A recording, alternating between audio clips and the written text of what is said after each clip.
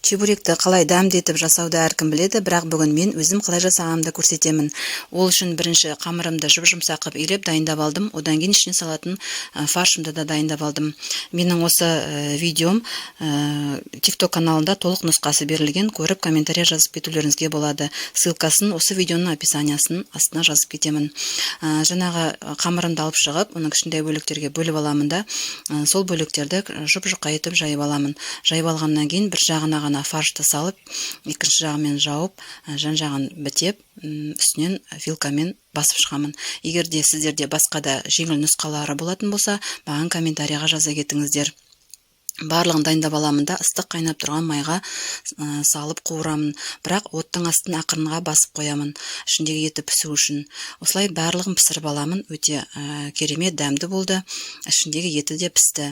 Мен сіздермен қоштаспаймын. Келесі видеода кездескенше.